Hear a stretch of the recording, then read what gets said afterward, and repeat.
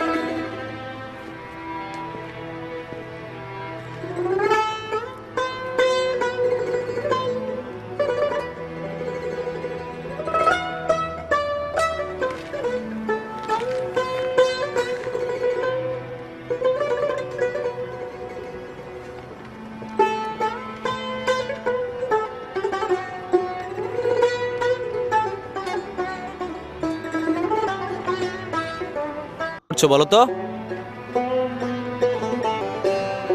না জানি কোন পাগলখানা থেকে ছুটে যেত। ওঠো, উঠে বাড়ি যাও। গোয়েন্দা সংস্থার লোকজন দেখলে তোমাকে তুলে নিয়ে যাবে।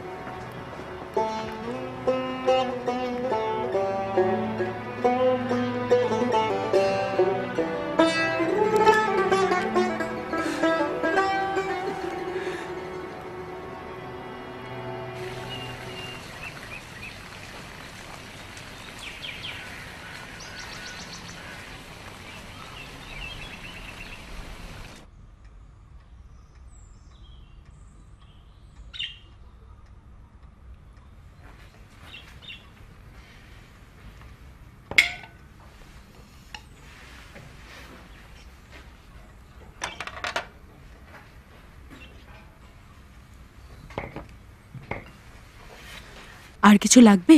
না। ঠিক আছে। শুভ সকাল। শুভ সকাল চাচা যান।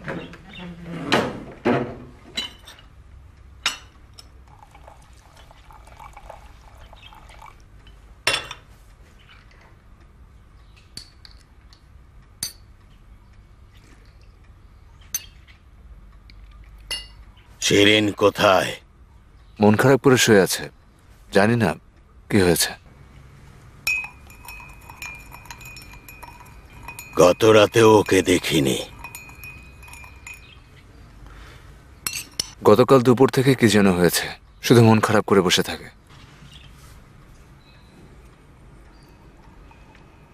চাচা যান, শুনলাম। কি শুনলে? আমার মনে হচ্ছে আমাকেই সবার শেষে জানানো হবে। জনাব হাশেম জানেন, মনে হলো শিরিনও খবর পেয়েছে। গতকালকের খবর এখনো পর্যন্ত সবাই জেনেছে, শুধু আমি ছাড়া। সবার মধ্যে আমি বাকি রইলাম। কি এমন খবর বুঝতে পারছি না। মনে হচ্ছে আমি বাদে সবাই জানে এই ব্যাপারে। তুমিও জানবে।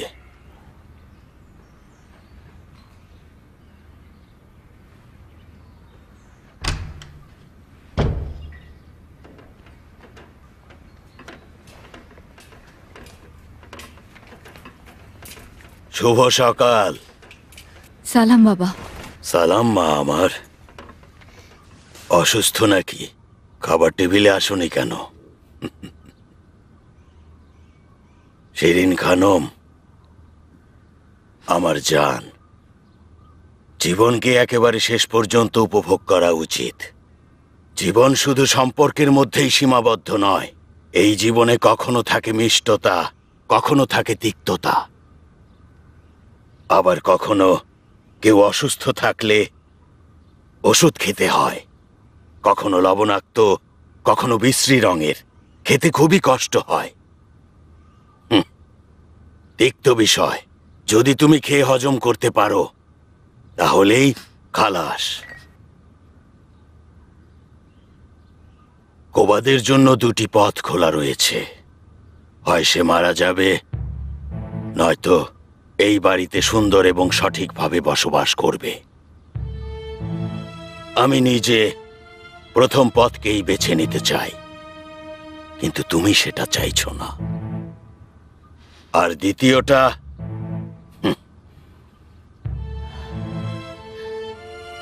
কিন্তু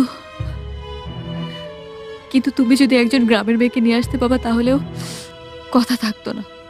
কিন্তু শেহরজাদ তো এরকম সাদাসিধে ধরনের কোনো মেয়ে নয় বাবা। গ্রামের সাদাসিধে মেয়েকে বিয়ে করালে সে ধীরে ধীরে আমাদের পরিবারের সঙ্গে মিশে যেত এবং আমাদের মান সম্মান সব নষ্ট করে দিত। এরপরে সে তোমার স্বামীর সঙ্গে মিশে একেবারে কবজা করে ফেলতো। তোমার আরো সামনের দিকে তাকানো উচিত। ছোট্ট একটা সময় নিয়ে পড়ে থাকলে চলবে না। 3 দিন না হতেই সে কোবাতকে একদম বশ করে ফেলবে। তাই আমি এমন একজনকে বেছে নিয়েছি যে কিনা নিজের বাড়ি ঘর ছেড়ে সব সময় বাইরে ঘুরতেই পছন্দ করবে। তোমার ভালোর জন্যই এই সিদ্ধান্ত নিয়েছি। আমিও যদি তোমাদের সাথে ওই দিন গাড়িতে চড়তে পারতাম, আমিও আমার মা এবং ভাইদের মতো চলে যেতে পারতাম। আমি তো তোমাদেরকে বলেছিলাম যে আমিও তোমাদের সঙ্গে যাব, কিন্তু তোমরা সেই দিনও বরাবরের মতো বললে বাড়িতে থাকো কোবাদের সঙ্গে। আমার মা এবং ভাই তারা চলে গেল, কিন্তু কোবাদ তো আর কিছুতেই বশ মারল না। শিরিন মা, এটি শেষবারের মতো তীর নিক্ষেপ। যদি না হয় তবে আমি আমার ভাইপো কোবাতকে একেবারে ঘাস পাতার মতো টুকরো টুকরো করে অনেক দূরে ছুঁড়ে ফেলবো। শিরিন মেয়ে আমার, তুমি এই দফায় একটুখানি ধৈর্য ধরো। তোমার জন্য সবকিছু করব আমি শিরিন খানম। ঠিক আছে বাবা, আমি সেই বিয়ের দস্তরখানায় বসবো যেখানে আমার অসুস্থতা আর কোবাদের জন্য বাগদান প্রস্তুত হবে। আমি শুধু চাই কোবাদের কোলে যাতে একটা সন্তান আসে, আর আমি সেই সন্তানের মা আচ্ছা হব। আচ্ছা, ঠিক আছে, আমি নিজে তাকে লালন সেটা পালন সময় করব। মতো দেখা যাবে। অবশ্যই হবে, অবশ্যই হবে। বাবা, আপনি বলছেন আমার জন্য এটা ভালো হবে, তাই না? অসুস্থতার ওষুধ কিছুটা তিক্ত, যদি এটা হারামও হয় আমি সেটা নেব। আমার এই দুনিয়াতে আপনি ছাড়া আর কেউ নেই। আমার সোনামণি শিরিন খানম, তোমার চা পান করো। সকালের নাস্তা খেয়ে নাও বাবা।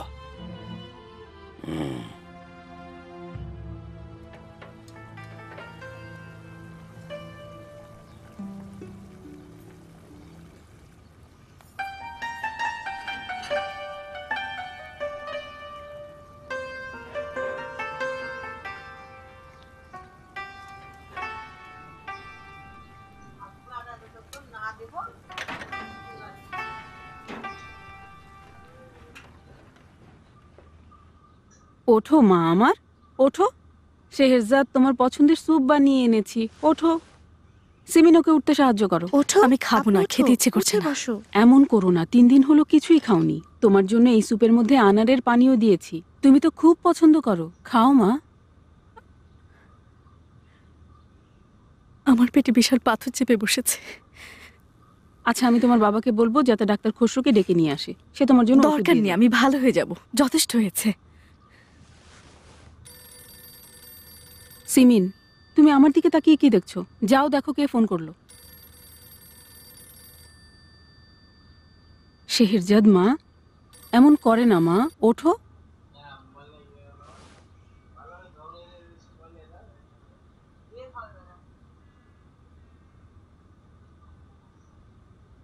সালাম ফরহাদ ভাইয়া। না, আপুর অবস্থা আসলেই ভালো না। আপনাকে বললাম তো, যখনই তার অবস্থা ভালো হবে তাকে ফোন দিতে বলবো। কিন্তু সে কথা বলতে পারবে না। আচ্ছা বলুন।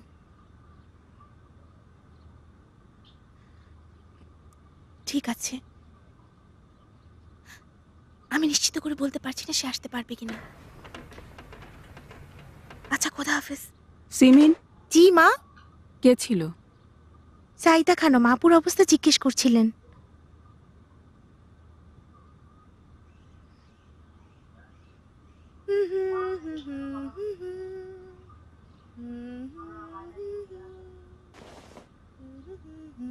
উফ, সিমিন এরকম করো না। আপু শোনো। ফরহাদ ভাইয়া না অদ্ভুত লোক। যতবারই তাকে বলেছি আমার বোন অসুস্থ, ততবারই জিজ্ঞেস করেছে। ফরহাদ ফোন করেছিল? তাকে বলেছি সে আমার আপুর খোঁজ খবর রাখে না। সিমিন ঠিক করে বলো কি বলেছে। তুমি আগে শোনো আমি তাকে কি বলেছি। বলেছি আপনি আমার বোনের প্রতি এত কম নজর রেখেছেন যে এখন আমার বোনের পালা এসেছে। ভেবেছেন আমার বোন কোনো কিছুতে কম? তারপরে তাকে বলেছি আপনি যদিও বলেছেন 11টায়, কিন্তু সে 11টায় ক্যাফে নাদেরিতে আসলেই যেতে পারবে কিনা আমি তা জানি না। 11টায় ক্যাফে নাদেরি? হ্যাঁ, ইচ্ছে করলে তুমি বাড়িতে বলতে পারো বিশ্ববিদ্যালয়ের প্রথম বর্ষের সেমিস্টার কোর্স নির্বাচন করতে যাবে। কেউ সন্দেহ করবে না। আর তুমি একেবারেই চিন্তা করো না, কারণ আমি তাকে বলেছি তুমি সম্ভবত নাও যেতে পারো।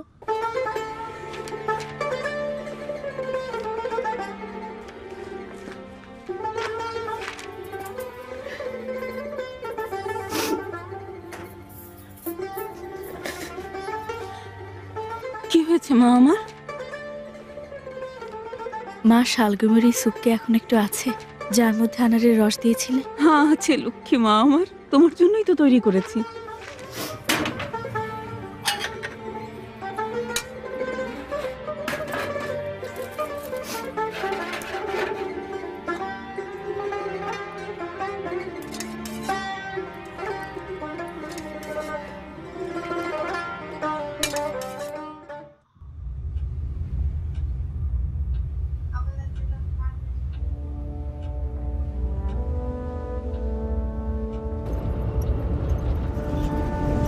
কাজ করছে না কেন? কি হলো? জানি না বাবা। কি করছো তুমি? বাবা ব্রেক কাজ করছে না। আবার ব্রেক চেপে ধরো। আরে কি করছো? সামনে দেখো। সাবধানে চালাও, সামনে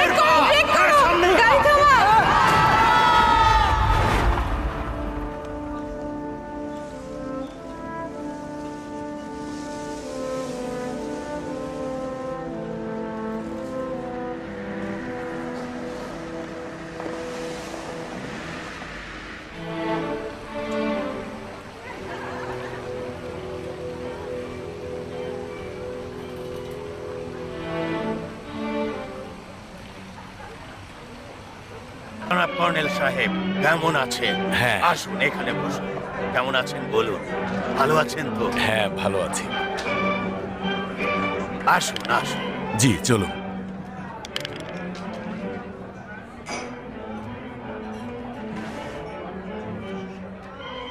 আমরা আসলেই ভাবিনি যে অবস্থা এমন হবে এবং আমাদের নিয়ন্ত্রণের বাইরে চলে যাবে।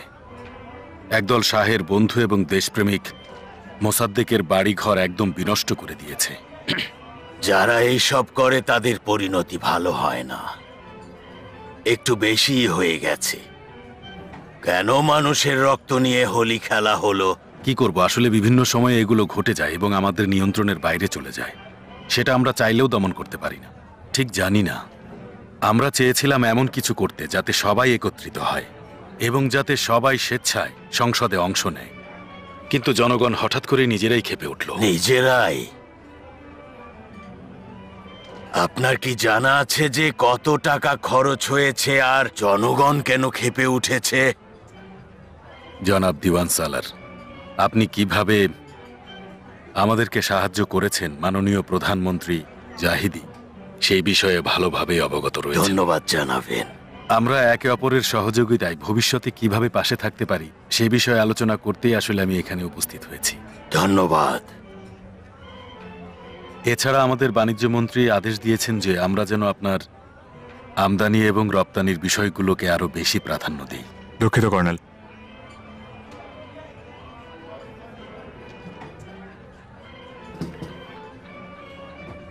জরুরি কারণে উঠতে হচ্ছে। অবশ্যই। উপভোগ করুন। হুম।